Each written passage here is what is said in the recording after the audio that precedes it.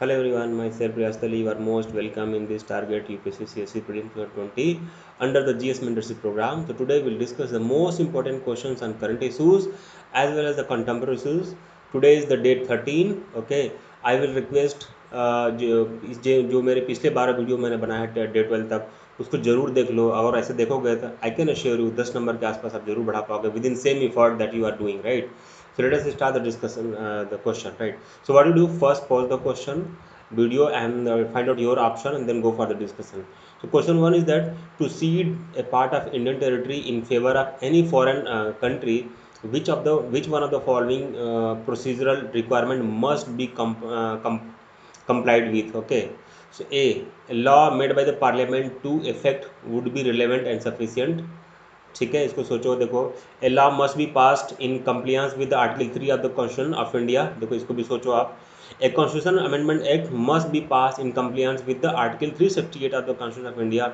A constitution amendment act must be passed to amend the constitution as per the article 368 and followed by the law passed by the article 3 of the constitution of India. देखो answer C सही होगा. देखो question मैंने इसलिए बनाया है ये कि अभी रिसेंटली यूनियन टेरिटरी के केस में चैप्टर से रिलेटेड आपका जम्मू एंड कश्मीर का न्यू 2 यूनियन टेरिटरी बने थे, right. Ladakh and Jammu and Kashmir. But UPSC को आप जानते हो हमेशा आपसे 2 स्टेप आगे चलती है. तो जो बांग्लादेश के खिलाफ जो अमेंडमेंट, बांग्लादेश के साथ जो हमारा बाउंड्री सेटलमेंट पास होता है, अमेंडमेंट एक्ट 100/2015 में, वहाँ से क्वेश्चन मैंने बनाया है. यूपीएससी हमेशा एक दो चैप्टर से इससे पहले का जो दूसरा न्यूज होता है ना, वहाँ से कभी कभी क्वेश्चन बनाती है. That is why I made the question, right. Simple है, आंसर सी होगा. और आर्टिकल 368 के इसमें आप कंफ्यूज मत होना, ये नहीं होगा. जब इंटरनेशनल बाउंड्री सेटलमेंट होता है तो सुप्रीम कोर्ट का वर्डिंग 96 में बेरुबारी में कि आर्टिकल 368 के तहत बिल जरूर पास होना चाहिए, right. So option will be C. Which one of the following is our report for responsible for arsenic contamination of groundwater? Withering of rocks, exploitation of groundwater, coal burning, use of fertilizer. देखो statement 2, 3, 4 तो सही हो जाएगा. Statement 1 आप लोग बताओ pause करके video. देखो ये भी स्टेटमेंट सही होगा. जब भी विदरिंग होता है ना और जब उसका लीचिंग होता है, right, then it again arsenic contamination होता है, राइट. तो all option will be correct. Answer will be D. ठीक है ना. तो इस क्वेश्चन को मैंने इसलिए बनाया था कि इस पर रिसेंट रिपोर्ट आया है सेंट्रल ग्राउंड वाटर बोर्ड का, तो इसलिए मैंने क्वेश्चन बनाया था. Arsenic contamination in ground water is one of the most crippling issue in the drinking water scenario in India according to latest report of central groundwater board. 21 states across the country have pockets with arsenic level of higher than BIS stipulated permissible limit 0.01 milligram per liter, right. The state along with the Ganga, Brahmaputra, Meghna, GBM river basin, Uttar Pradesh, Bihar, Jharkhand, West Bengal and Assam are worst affected by the human amplified, देखो यार ध्यान रखना, human amplified geogenic occurrences.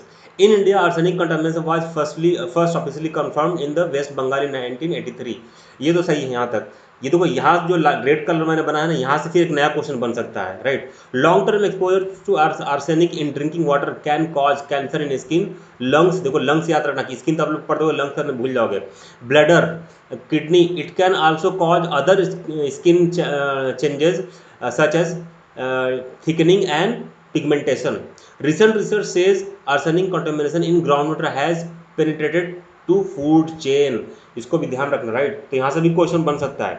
Question number 3, which one of the following is are correct with reference to original jurisdiction of Supreme Court? one statement 1, any dispute between government of India and one or more state, तो आप लोग पता ही होगा, सही है. Inter state water dispute, इसको सोच के बताओ. फंडामेंटल राइट, इसको भी सोच के बताओ. Dispute related to election of president, देखो ये भी सही है, राइट. तो 1 और 4 तो सही है, इसको सोच के बताओ. चलो ये भी फंडामेंटल राइट भी सही है. स्टेटमेंट 2 नहीं होगा, राइट. कंफ्यूज मत हो जाना आप लोग. तो 1, 3, 4 आंसर सी होगा. मैं पीछे इसको डिस्कस कर देता हूँ. Supreme Court has original appellate and advisory sorry advisory jurisdiction.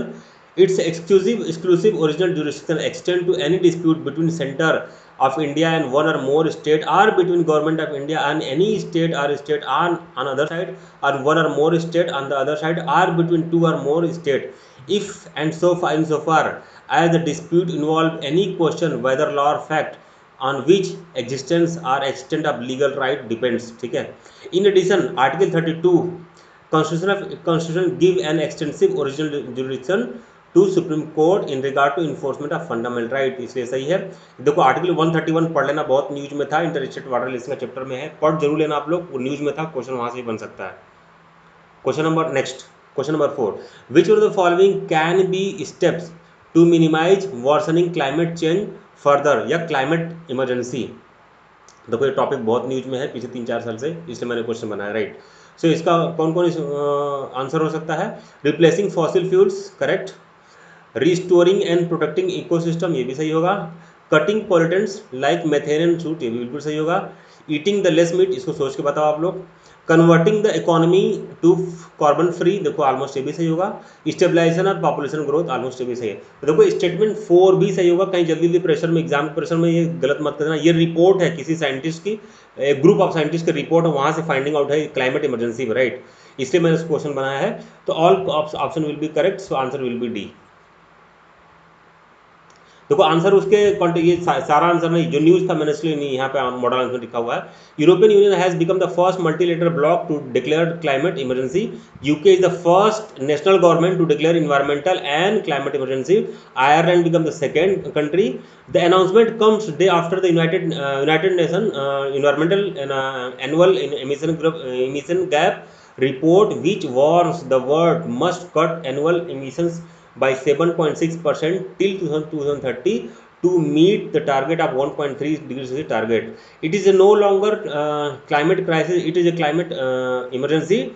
Delegates committed to limit the global temperature rise 1.5 degrees Celsius to achieve a carbon neutrality by 2050. देखो ये याद रखना, carbon neutrality by 2050, and to reduce greenhouse gas emission by 45% by 2010 level by 2030.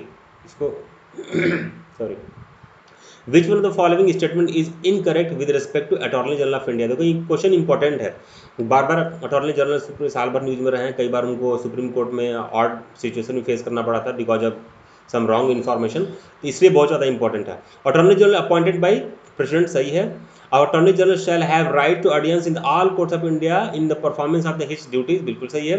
Attorney General shall be entitled to vote when he takes part in the, देखो vote नहीं करता, ये गलत बात है, वोट का राइट नहीं उसको, ये तो बिल्कुल सही। Attorney general of India shall have right to take part in the proceeding, तो आंसर विल बी सी। देखो कॉमन आंसर है, लेकिन बार बार क्वेश्चन आ सकता है, इसलिए पिछले 10 साल में 2-3 बार आ चुका है क्वेश्चन, इसलिए बहुत ज़्यादा इंपॉर्टेंट है।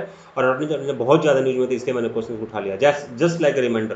तो वो he without right to vote he can participate in the parliament, right. Question number 6, with reference to financial access task force consider the following statement.